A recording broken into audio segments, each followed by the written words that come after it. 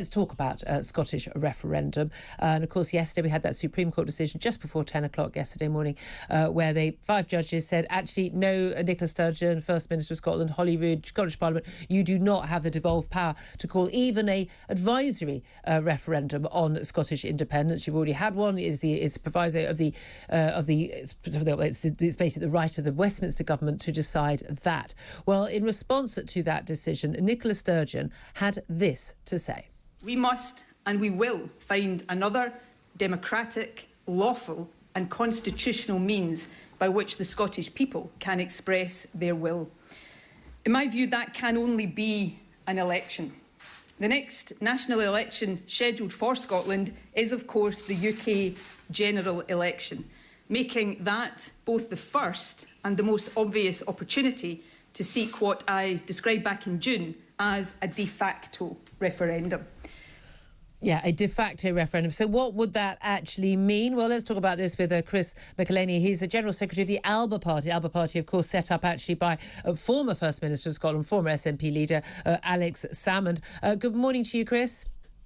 Good morning, Julia. Thank you very much indeed for joining us. I think it was always likely that Supreme Court decision would go the way it did. It would have been rather quite a bigger shocker if they had gone any other way. This is quite clearly not a devolved power.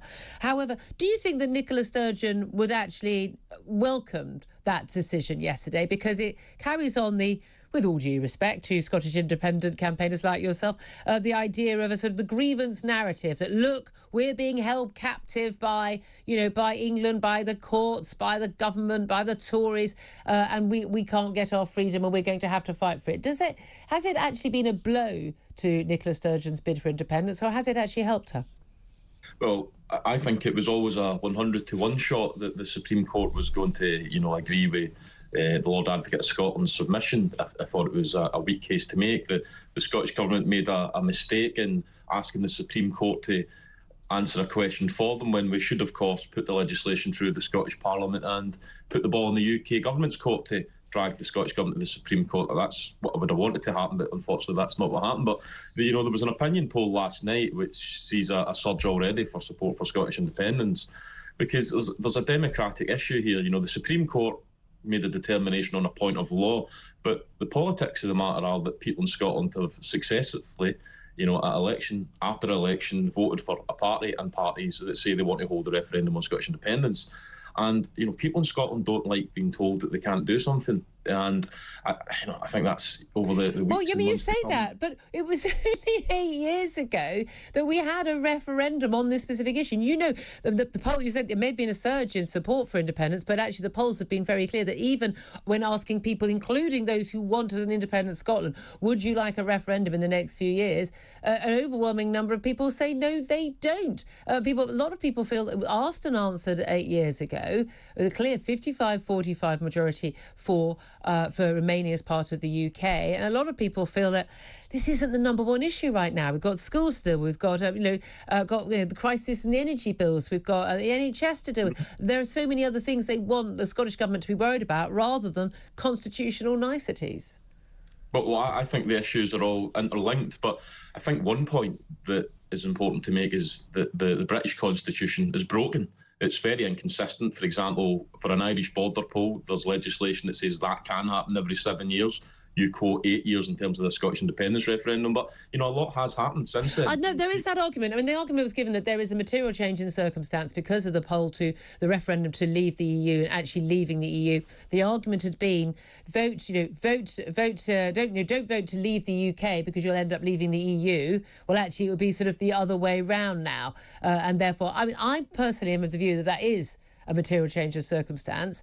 But in terms of holding a referendum at any point in the next couple of years, if the majority of people in Scotland don't want a referendum, would be quite bizarre. And the reality is, let's be honest, it's highly likely that the independence movement would lose that referendum again, given that the economic arguments against leaving have now become even stronger. Well, I don't agree with that, Julie. I think for about the first 25 years of my life, there was 3 UK Prime Ministers, whereas in the last, year or so, we've had as many Prime Ministers, so that, British politics is completely broken as a system, and people in Scotland see that. In terms of those economic arguments you're talking about, There was a financial statement by the Chancellor just last week that's going to use £80 billion worth of North Sea oil resources to, effectively fix Liz Truss's black hole. And I think if people in Scotland are asking themselves, you were talking earlier on there about what that astronomical price cap's up to, and we're almost, thank goodness we're only paying £2,500. Yeah. But, that's already double, what it was a year ago. And people in Scotland are saying, well, why are we, looking out to a North Sea with an overabundance of natural resources? We've got an overabundance of, wind energy.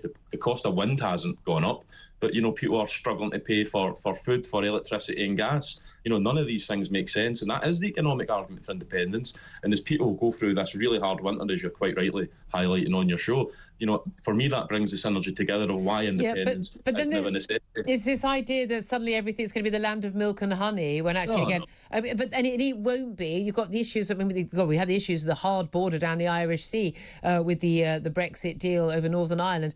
What do we do with Scotland and England? 60% of Scotland's trade is with England, not with the EU. In which case, how do we deal with that? I mean, there are so many things that create. You deal with that by just looking at Northern Ireland. So Northern Ireland currently has the benefits of the best of both worlds. It's part of the UK, so it has a trade relationship with the UK, but it is friction-free trade with the rest of the European Union. And what that's resulted in is the north of Ireland, for the first time in history, has outperformed every other region in the UK economically. That's what happens when you keep your access to free trade.